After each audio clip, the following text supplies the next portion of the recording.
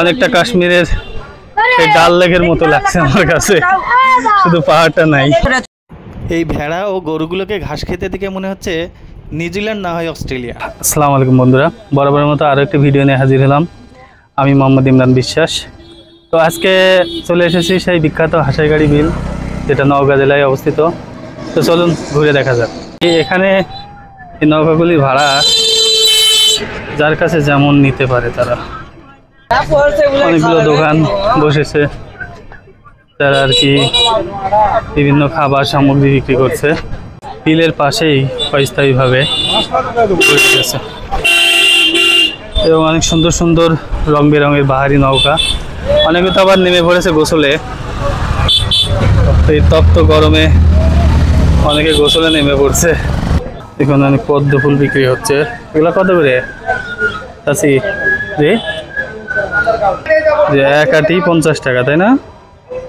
ও আচ্ছা আচ্ছা, একটা নৌকা পেলাম।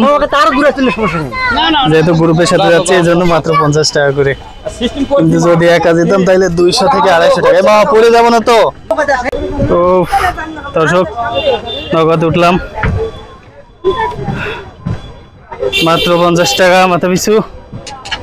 ও অনেকটা কাশ্মীরের সেই ডাল লেকের মতো লাগছে আমার কাছে, শুধু পাহাড়টা নাই। এই গ্রুপের সাথে নৌকা ভ্রমণ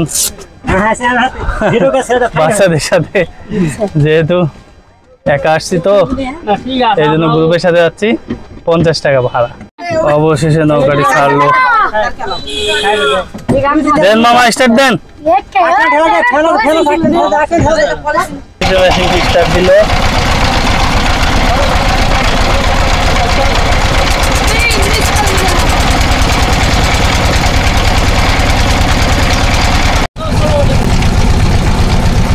আলো নৌকাগুলো যাচ্ছে, দেখতে সত্যি অনেক চমৎকার। বিশেষ করে কালারফুল তো নৌকাগুলো, ওই জন্য অনেক বেশি ভালো লাগছে। তো ভালোই গতি আছে। নৌকায় যাইতে যাইতে মাঝখানে একটা ছোট দ্বীপের মতো।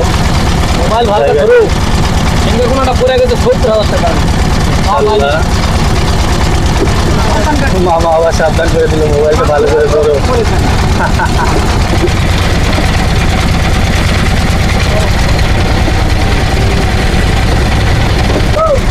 এর মধ্যে তো অনেক মাছ হয়, তাই না চাচা?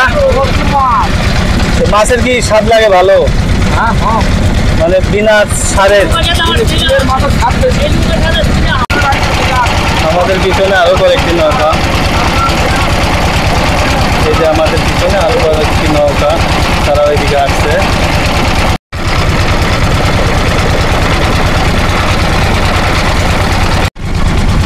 তো বন্ধুরা, আমরা এখন এই হাসাইগাড়ি বিলের যে মূল আকর্ষণ, সেই গাছটি, যে গাছটি হচ্ছে পানির মাঝখানে, মানে ভাইরাল গাছ আর কি, পানির মাঝখানে দাঁড়িয়ে আছে। অবাক করা বিষয়, সেই গাছটি দেখতে যাচ্ছি। সেই গাছের কাছে প্রায় পৌঁছে গেছি, চলো আপনাদেরকেও দেখাই। আমরা আস্তে আস্তে সেই গাছটির কাছে এখন পৌঁছে যাচ্ছি। এই সেই গাছ, দুইটি গাছ পাশাপাশি দাঁড়িয়ে আছে পানির মাঝখানে। সত্যি অবাক করার মতো বিষয়। এই গাছের গোড়ায় পানির গভীরতা তো মোটামুটি ভালোই মনে হচ্ছে। এই যে সাঁতার কেটে এই ছেলেটি যাচ্ছে। এই গাছটির নাম জানি না, তো নৌকালাম আমার কাছ থেকে শুনলাম যে এটি হিজল গাছ। হিজল গাছ না? আচ্ছা আচ্ছা, হিজল গাছ আমার লাইফে কখনো দেখছি? যাই হোক, হয়তো দেখেছি, নাম জানি না। তবে এখানে আসার সুবাদে সেটি দেখা হলো, অনেক ভালো লাগছে। গাছটা তো মনে হচ্ছে অনেক উঁচু জায়গায়, না? এই যে গাছের গোড়া, গাছের পাশে অবশ্য গভীরতা, কিন্তু গাছের গোড়াটা মনে হচ্ছে একটু উঁচু জায়গা হওয়ার ফলে এই গাছে এখনো এখানে দাঁড়িয়ে আছে। অনেক ভালো লাগছে। সেই শৈশবের স্মৃতির অনেক কথা মনে পড়ে যায়, হয়তো আপনাদেরও মনে পড়ছে।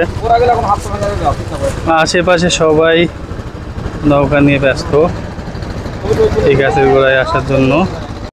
বসেই খাওয়া দাওয়া করতেছে, বাসা থেকে হয়তো বা খাবার আনছে অথবা কিনছে, ক্রয় করছে। এই যে আরেকটি নৌকা ছেড়ে দিল। এই গাছ থেকে ঘুরে যাওয়ার পরে আমাদের বোটটি আবার যথারীতি চালু হলো। একটি গাছের কাছে যাচ্ছি, যেটা ওই গাছ দুইটার মতো না, একটা গাছ, জাস্ট এখানে একটা গাছ। এটা পানির মানে গাছের মাঝখান পর্যন্ত পানি চলে গেছে, ওইটার মতো গোড়াতে পানি না, এটা হচ্ছে মাঝখান পর্যন্ত পানি উঠে গেছে। অনেকে গাছের উপরে ছবি তুলছে, ভিডিও করছে।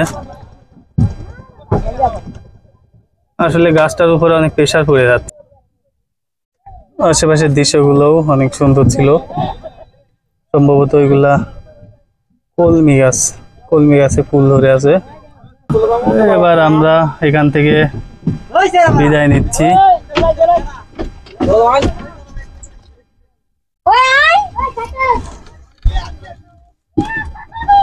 নৌকা ঘোরাচ্ছে।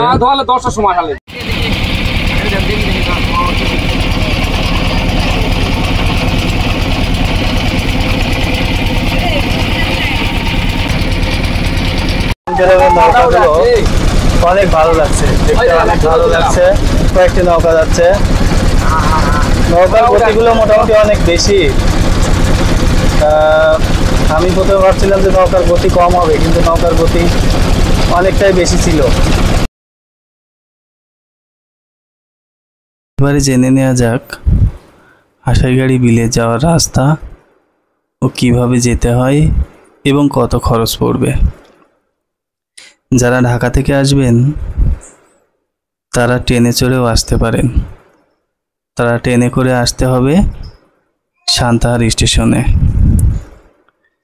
সান্তাহার থেকে ট্রেন থেকে নামার পর রেল স্টেশনের বাইরে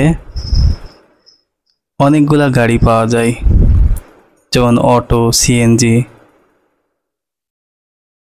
এবং এখান থেকে যে কোনো একটি অটো কিংবা সিএনজিতে আপনি মাত্র 15 টাকা ভাড়া দিয়ে নওগাঁ শহরে আসতে হবে। নওগাঁ শহরে নামার পর সেখান থেকে আরও 10 টাকা ভাড়া দিয়ে গোস্তহাটির মোড়ে যেতে হবে। এই গোস্তহাটির মোড় থেকে মাত্র 40 টাকা ভাড়া, যেটা সরাসরি একটি অটো আপনাকে নিয়ে যাবে এই হাসাইগাড়ি বিলে। নওগাঁ শহর থেকে যার দূরত্ব প্রায় 20 কিলোমিটার। মোটামুটি সবসময়ই গোস্তহাটির মোড়ে আপনারা অটো কিংবা সিএনজি পাবেন। জায়গাটি ভাইরাল হওয়ার ফলে প্রতিদিনই দূর দূরান্ত থেকে নানা ধরনের লোক, নানা এলাকার লোক এখানে ভিড় করছে, এবং সেখানে গেলে আপনারা নানান রকম দোকান এবং বিভিন্ন খাবারের দোকান, যেমন হোটেল, বিভিন্ন মুখরোচক ফুচকা, চটপটি, এছাড়া নানান রং বেরঙের দোকান পেয়ে যাবেন। এখানে স্পেশালি খাবার জন্য অনেকগুলা হোটেল আছে, কিন্তু মাত্র 2টি হোটেলই যাদের পরিবেশ অনেক ভালো, আপনারা সেখানে ট্রাই করতে পারেন খাবারের জন্য। এছাড়া আপনারা যদি একটু ধৈর্য ধরে বিকাল পর্যন্ত থাকেন, অনেক সময় বিল থেকে জেলেরা মাছ ধরে রাস্তার ধারে বিক্রি করতে আসেন। এই বিলের টাটকা মাছ ও কালারফুল মাছ আপনাকে কিনতে বাধ্য করবে। যদি বেশি দূর থেকে না এসে থাকেন, বা যদি দূর থেকেও আসেন, তাহলে ওদেরকে বললে ওরা মাছগুলো ফ্রিজিং করে দিবে বা বরফের চূর্ণ দিয়ে প্যাকেট করে দিবে। মাছগুলো বিলের হওয়াতে মাছগুলোর দাম একটু বেশি চাবে আপনার কাছে, তো বার্গেনিং করে দাম করে নিলে সুলভ মূল্যে মাছগুলো কিনতে পারবেন। তো বন্ধুরা, আজকের এপিসোডটি এই পর্যন্তই। জায়গাটি কেমন লাগলো কমেন্টে আমাকে অবশ্যই জানাবেন এবং লাইক শেয়ার করতে ভুলবেন না। আপনাদের একটা লাইক ও ফলো আমাকে অনেক অনুপ্রেরণা যোগায়। তো সবাই অনেক অনেক ভালো থাকবেন। ধন্যবাদ সকলকে। আল্লাহ হাফেজ।